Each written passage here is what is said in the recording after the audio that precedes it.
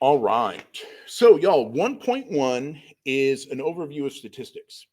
So, what is statistics? Statistics is the science of collecting, organizing, analyzing, and interpreting data to make decisions. So, it says we frequently see statistical tools like bar charts, tables, plots of data, averages, and percentages on TV, in the newspapers and magazines. And these methods are used to organize and summarize data. So, as to increasing the understanding of the data, we call something called descriptive statistics. Okay, it says stats is also used in practice in many different walks of life, going beyond simple data summarization to answer a wide variety of questions like in medicine. Does a certain new drug prolong the life for AIDS sufferers? Science, is global warming really happening? Education, are GCSE and A level examination standards declining? Psychology, is the national lottery making us a nation of compulsive gamblers? Sociology, is the gap between the rich and the poor widening in Britain or here, right? Because we're here. Let's see. Business, do personal adverts really make us want us to go buy personal? Finance, what will the interest rates in 6 months look like? Okay.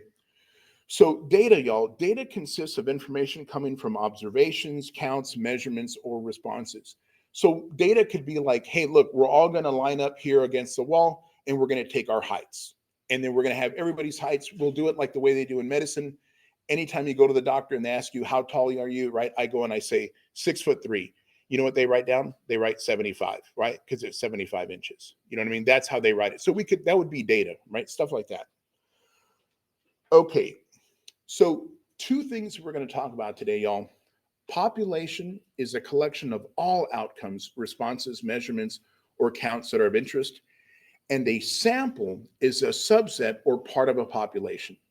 So, a population is a collection of all outcomes, measurements, or counts. And a sample would be a subset or part of a population. Okay, population, the whole thing, sample, a small chunk of that. Okay. Okay, so y'all, what I did here for these problems come directly out of your homework. And when you're doing your homework, y'all, they're going to be multiple choice questions, and this is what it's going to look like. So it says, determine whether the data set is a population or a sample and explain your reasoning. The ages of 3 families of people in an apartment building housing 10 families. Okay, so y'all, what we're looking at right now is we are looking at the ages of how many families? Of 3. How many families live in that apartment house? 10. Are we looking at all 10 or are we looking at just part of it? Just part of it. So, y'all, if we were looking at all 10, it would be a population because we're talking about all of it. Because we're only talking about 3 out of the 10, we're talking about a sample. Now, I want you to notice, y'all, there's 2 choices here that have a sample. The first one and the second one have a sample, but which is the correct one? Remember, a sample is part of it, is part of the population. So if I look here, y'all, it says choice A says a sample because it's a collection of ages. Was it a collection of all the people? No, right? So look, we don't want that one. We want choice B or the second one because it is a collection of ages for 3 of the families, and that is a subset, right? That's part of the group, not the whole thing, but part of the group. So, y'all, it's not only important to know what, is it a sample or population, but why is it a sample or population? Okay. Okay. Same question, part 2. Determine whether the data is a population or sample. Explain your reasoning. The number of guests in each room of a hotel. So, y'all, we got a hotel right here. Boom. And we are looking at everybody in each of the rooms. Would that be a population or would that be a sample? That'd be a population, right? Okay, now, y'all, again, it's going to be a population. So it's going to be one of those 2 right there. Now, is it going to be the population because it's a collection of guests for all rooms? Or is it going to be the data set is population because it's a subset? What do you think? It was called like this, choice 1 or choice 2? What do you guys think? Choice 1, right? Boom, there you go. Why? Because the population, y'all, should be for all. Okay. All right, I'm still going down my same list, right? Determine whether the data set is a population or a sample. Okay, the salary of 13 teachers in a school. So, y'all, when they say something like this, the salary of 13 teachers in a school, remember how we would know if it's a population? If it's a population, the word that I should see up here, y'all, would be all. And I don't see all. So, even though we're having to sort of assume, the assumption is that there's more than 13. Okay. So, y'all, I would choose the first one. It's a sample because it's a collection for salaries for some of the teachers. Okay. If it, the way I would know if it was a population, again, y'all, I should see the word all. Okay. And if I don't see the word all, then I'm going to say, you know what? Because somebody might say, well, how do you know there's more than 13 teachers? Otherwise, it would say for all 13 teachers. Okay. Let's keep coming down a little bit more. All right. So, y'all, we got two other things that we're going to look at. And the first one is a parameter. So it says a parameter is a numerical description of a population characteristic, and a statistic is a numerical description of a sample characteristic. Y'all, the easiest way I always remember this: parameter, population; statistic, sample, right? They start with the same letters. Okay, so now it says determine whether the underlying value is a parameter or a statistic.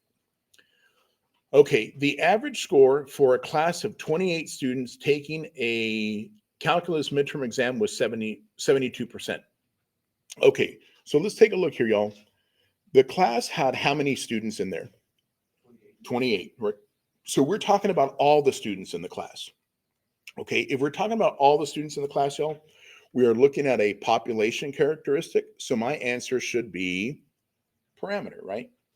Because it said a class of 28 students. It didn't say some, it didn't say 28 out of some of them, right? It's talking about all 28 students. Okay, determine whether the underlined number is a statistic or parameter. In a study of all 3,500 employees at a college, it was found that 65% owned a vehicle. Again, if we're talking about all of them, this is going to be a parameter again, right? And it's a parameter because a parameter is a numerical measurement describing the characteristic of a population, right? Parameter, population, statistic, sample. Okay. All righty. I'm going to scroll down un poquito más. And y'all, what we have here, well, let me just zoom in this way. We'll come back to it. Descriptive statistics is the branch of statistics that involves the organization, summarization, and display of data. And then inferential statistics is a branch of statistics that involves using a sample to draw conclusions about a population. A basic tool in the study of inferential statistics is probability. We'll talk more about that in chapter 3. Okay, so let's take a look here. Descriptive statistics, guys, is usually going to talk about a sample, something more specific. So it says, suppose that a survey of 527 women in the United States found that 57% are the primary investor in their household. Which part of the survey represents the descriptive branch of statistics? Okay, so y'all, we're talking about 50% of the women are the primary investor in their household. So the descriptive part is exactly that. This right here, y'all, would be what we call, do this real quick. Here we go. The descriptive statistic, okay? Because it's talking about 50% of the women in the sample of these 527 women are the primary investor in their household. Now, y'all, when you're doing your homework, there's going to be a part 2. And the part 2 is going to say, what is the inference? So what are they saying? If we took 527 women and we found that out of those 527, 57% of them the primary investor, then what we can infer is say about all 50% women or 57% of women in the United States are going to be the primary investor. We're making that inference. We're saying because we took a sample of 527 and this is what we found, we can apply that to all the women in the United States. Okay. So this here would be my inferential part.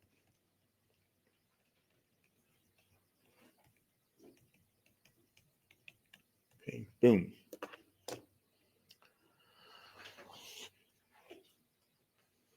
Y'all, from chapter 1, we're doing one section, and that's it right there. Okay. What I'm going to do real quick, like right here, y'all, I'm going to stop the recording here.